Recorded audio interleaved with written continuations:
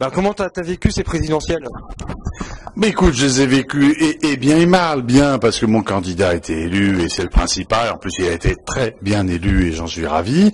Et en même temps moins bien parce que effectivement, certaines personnes ont estimé que je n'avais pas à animer cette campagne présidentielle. Résultat, Ségolène fait 60% à Roubaix et Sarko 40%. Et que dans les autres villes où mes amis militants étaient présents, à Croix, Ouascal, M, Lycée Lannou, Alers, etc., on fait entre 55 et 60. Enfin pour Sarko bien évidemment. Donc c'est tout.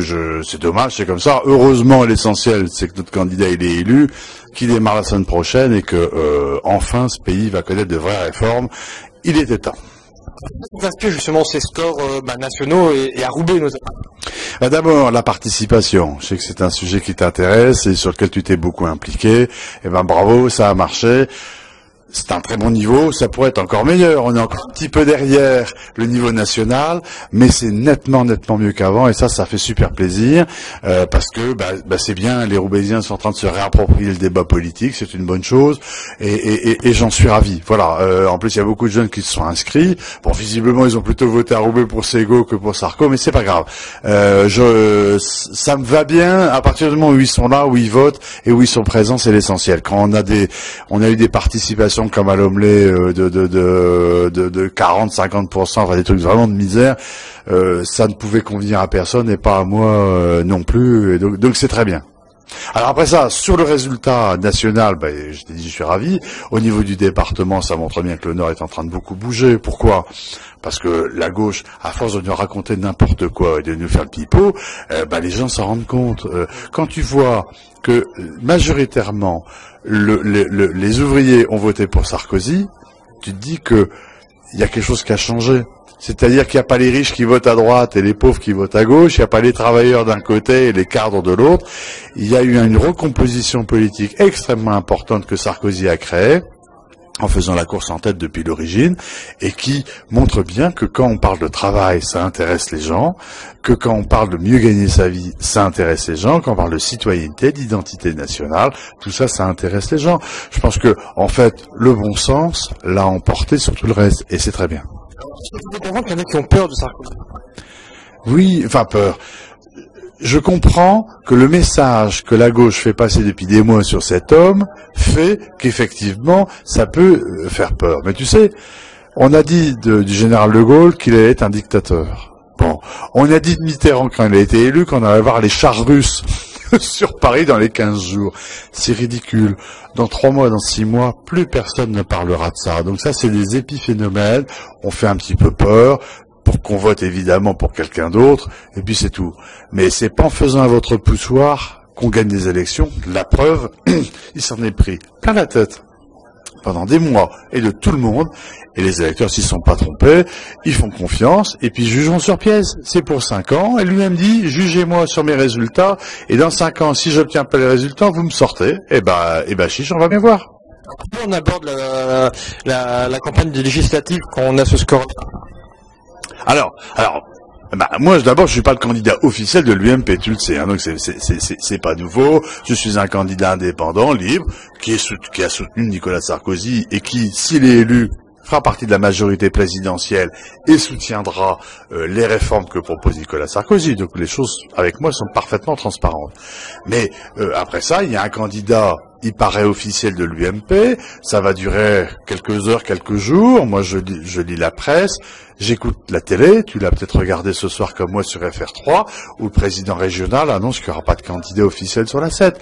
Donc moi, le candidat officiel, il va se débrouiller avec ça, il lui arrive ce qui d'ailleurs m'est arrivé il y a 5 ans, je l'avais prévenu, il m'a pas cru, je le regrette, je n'en ai pour aucun plaisir particulier parce que je trouve que on ne respecte pas l'homme et que je n'aime pas qu'on ne respecte pas les hommes, même si lui ne m'a pas beaucoup respecté ces dernières semaines, mais peu importe, je crois que tout ça va finir tranquillement, il y aura bien un duel vers Camerpic comme prévu, comme annoncé depuis plusieurs années, et les électeurs devront choisir entre une certaine éthique, une façon de faire la politique que je représente, et puis celui qui nous fait 15 jours UMP pour faire 5 ans UDF, et qui nous refait le coup une deuxième fois. J'espère que les électeurs vont pas se faire prendre 2 fois.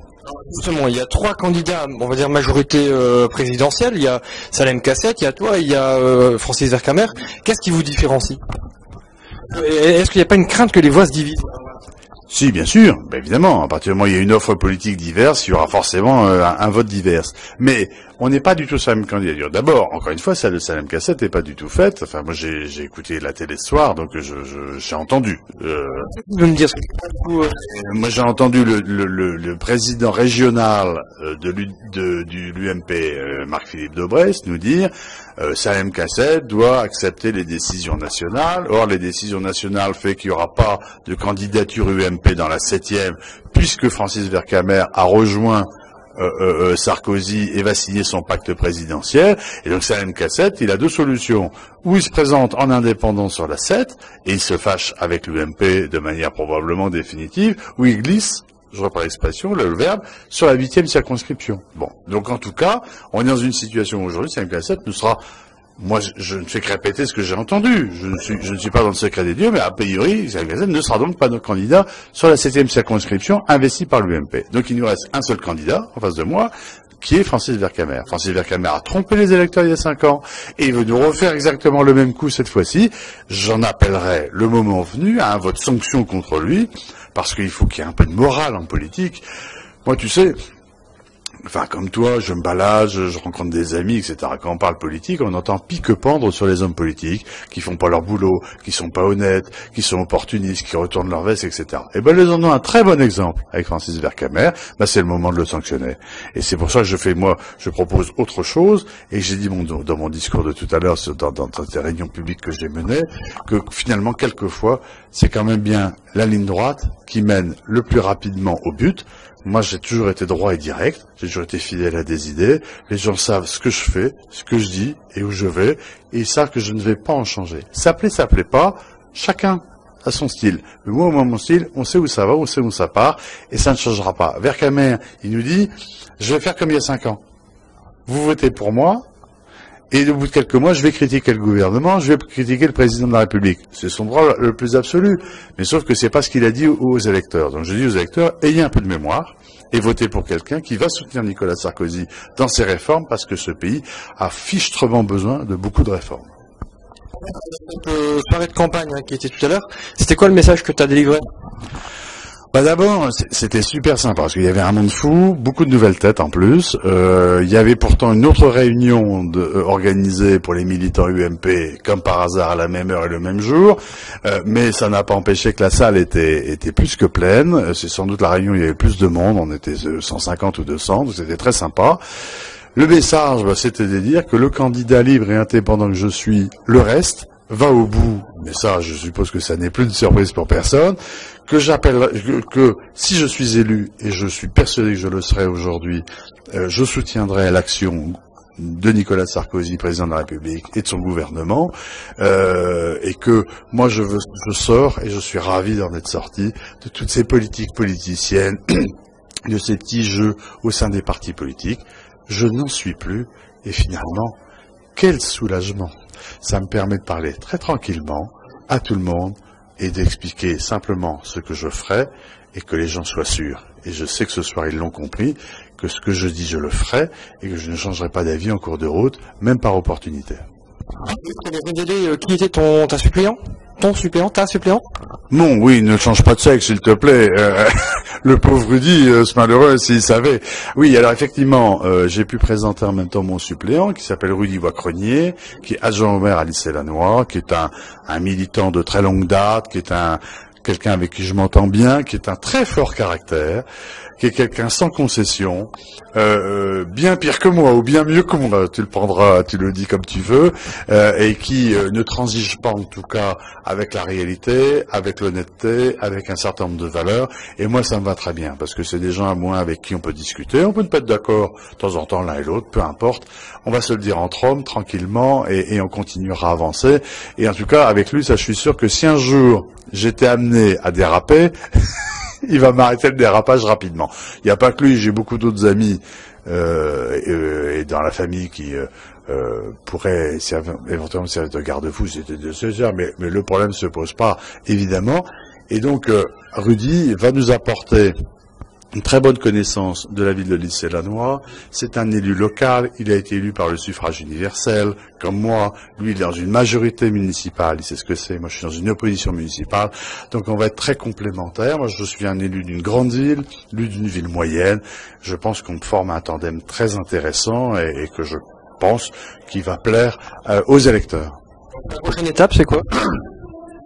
La prochaine étape, c'est la poursuite de la campagne. Moi, tu sais que je suis en campagne depuis, d'ailleurs, tu étais présent, la Saint-Nicolas le 6 décembre. Je continue ma campagne tout à fait normalement. Maintenant, je vais aller sur les marchés, distribuer des tracts, aller à la rencontre des gens. Maintenant que les présidentielles sont passées, je peux passer à l'étape suivante où maintenant, j'en commence à s'intéresser aux législatives. Donc moi je suis en pleine campagne depuis longtemps, mes équipes sont en place, nous on y va tranquillement, notre dynamique elle est créée, tout fonctionne bien, on n'a rien à inventer, on n'a rien à démarrer, tout est en route et je fais la course en tête, je continue à la faire en tête. J'ai un de mes amis qui me disait, t'es bien, t'es dans ton couloir. Tu sais, c'est comme les coureurs d'athlétisme. Ben, je suis dans mon couloir, en tête, et je continue tranquillement mon chemin, sans polémique, sans regarder à côté ce qui se passe. Moi, je veux proposer du positif, avancer, que notre circonscription avance, que plus globalement, notre agglomération roubaisienne retrouve des élus fiables, sur qui on peut compter, qui seront à 100% auprès des habitants pour faire avancer les dossiers. Je vous remercie bien. Ben merci à toi d'être venu, à bientôt.